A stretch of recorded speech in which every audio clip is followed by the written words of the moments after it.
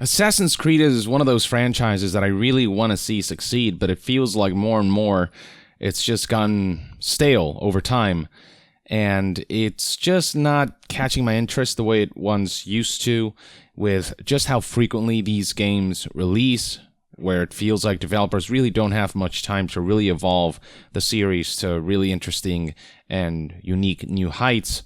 Instead, they kind of recycle a lot of stuff, and, they add a new backdrop with a new setting, with a new story, but it just doesn't feel like the gameplay loop has expanded all that much. It's the same Ubisoft-style open-world formula, and with the emphasis being less on assassinations now and more on this action RPG type of gameplay loop, there's just a divide within the fan base itself. But it's not to say Assassin's Creed hasn't sold in the past few years. Every new entry, it sells well enough that Ubisoft deems it one of their flagship franchises, and they continue to release new games, though the format of that is about to change with Assassin's Creed Infinity, which I did cover in a previous video. But some other elements that are disconcerting to me, aside from the fact that Assassin's Creed is pretty much going live service, is the way developers, top developers, veteran developers who've been with the series for a very long time, are starting to leave. And this is something that was reported by Axios gaming reporter Stephen Totilo, who tweeted this: Assassin's Creed art director Raphael Lacoste is leaving Ubisoft after an incredible run, the latest in a string of top Assassin's Creed people to leave after Valhalla shipped. Back in July 21st, 2021, Raphael did in fact release some tweets that confirmed he was moving on, stating, "Good morning all. It is not without emotions I have to tell you that after 8 Assassins, 16 years at Ubisoft, I have decided to set sails on new adventures and challenges. I would like to thank from the bottom of my heart our wonderful community and the incredible talents I've had the chance to collaborate with over these amazing years. Thank you to Ubisoft for your trust and the fantastic projects we brought to life together. Bye for now. These years will remain unforgettable." And I certainly wish Raphael the best. One thing that people haven't really criticized Assassin's Creed for is its art direction and the way these worlds and historical settings are brought to life. I mean, the games have always been lookers. They've always looked gorgeous. As for where he's going next, he's actually becoming the art director at Haven Studios, which is this indie studio established by Ubisoft veterans, a trend that seems to be cropping up more and more. Veteran developers leaving the AAA publishing environment and pursuing their own creative endeavors by establishing something smaller and indie. It's what Blizzard, former Blizzard developers did. Mike Morhaime left Blizzard in 2018. The co-founder left his company and established Dreamhaven. Then we have Casey Hudson, who left and established his own indie studio, left BioWare for good. And now Ubisoft veterans are also doing the same thing with Haven Studios here.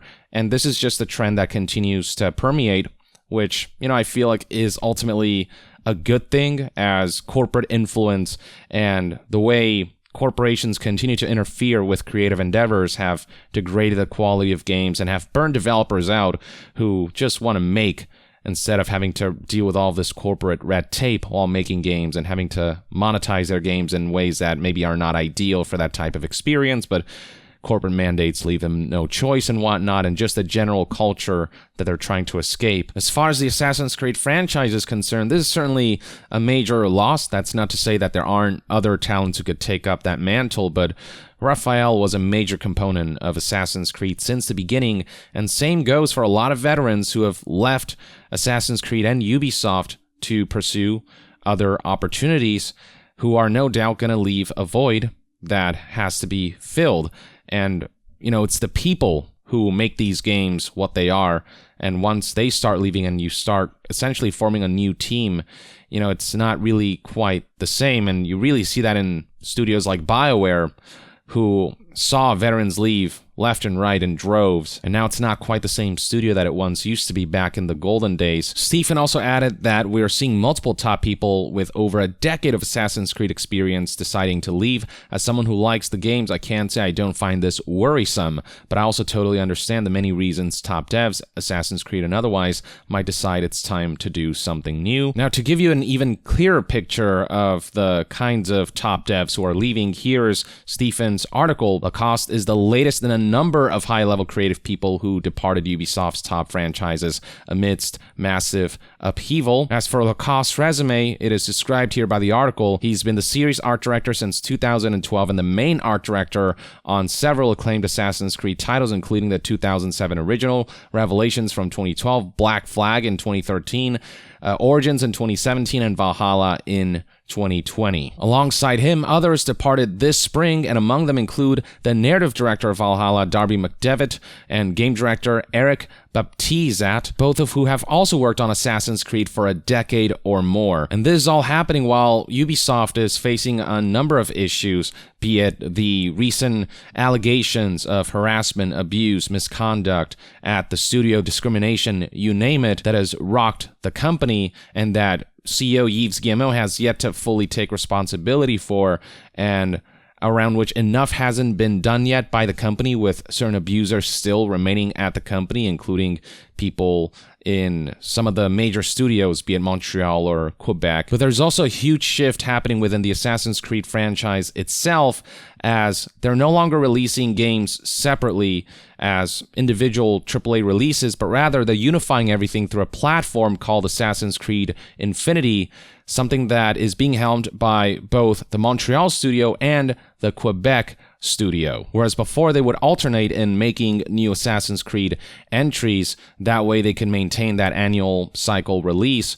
Now they're both pooling their resources and manpower for this Infinity project that is supposed to be a live service component that's going to unify all future Assassin's Creed releases as a live service, which, you know, I don't feel particularly good about that, and many don't really feel all that optimistic about this direction. And it would seem as though Stephen Totilo's concerns seeing all of these top devs leave isn't just something that he has by himself, but there are other reporters like investigative reporter Jason Schreier who have expressed similar concerns about Ubisoft having an attrition problem. Some of the reasons include money, work from home, feeling of stagnancy, lots of Canadian studios poaching talent, and of course, the belief that Ubisoft CEO Yves Guillemot has not yet been held accountable for the company's cultural abuses. And as far as salaries are concerned, Jason Schreier added this tweet: "By the way, money is first on this list for a reason. Hard to compete with tech giants like Amazon and Tencent moving into Montreal and throwing massive salaries at people to come over to their new studios. Good news for workers, bad news for less powerful corporations like Ubisoft." Activision Blizzard is another company where pay disparity is a major topic of conversation, with some who have been working at the company for more than a decade still not really being able to make a proper living, while, you know, executives and managers and leaders at the company, people in positions of power, are raking in all the big bucks, while the ground floor devs are underpaid for where they live in and the kind of environment that they work in and the amount of work that they do. And with other corporations making better offers, a lot of devs are leaving in droves. But with Raphael Lacoste, it doesn't seem like the reason he left was strictly money. He left to join this indie studio, which is obviously a riskier prospect, but potentially a more creatively fulfilling one, and devs are just more and more looking to kind of stave off that burnout and reignite their passion for creating. That's kind of what it feels like, at least, in an environment that isn't bogged down by corporate interests that can kill the soul of creativity. And as more developers decide to pursue more creatively fulfilling endeavors, yeah, you're going to start losing a lot of the top talents, the leaders that are sorely needed to ensure that a development process goes smoothly, and all that experience obviously goes a long way. So with these top developers leaving, I have to wonder whether we'll see Assassin's Creed games' quality suffer in the future as a result, and not to mention that this live service format and the, no doubt, extensive monetization that will bring about, and how Assassin's Creed will be balanced and structured around this live service format, around all of the monetization that entails, that just leaves me deeply concerned about the future of the series, the direction it's taking. So you combine these factors together, and I just don't feel particularly confident about this series' future. And it doesn't help that Bloomberg reports there has been a rivalry between the two studios, Montreal and Quebec, that at times has turned acrimonious. And this kind of lack of harmony can have a drastic negative impact on game projects and game development cycles, as noted by what happened with BioWare and how all of the in-office politics between BioWare Montreal and BioWare Edmonton caused friction that made that work process of creating titles like Andromeda and Anthem worse. Bloomberg also reports that this Assassin's Creed Infinity concept was inspired by smash hits like Fortnite and Grand Theft Auto 5, which tells me that they're essentially trying to create one game that evolves over time with, different settings and whatnot that you can do because of the whole Animus story thread that allows you to visit different settings and different periods of time.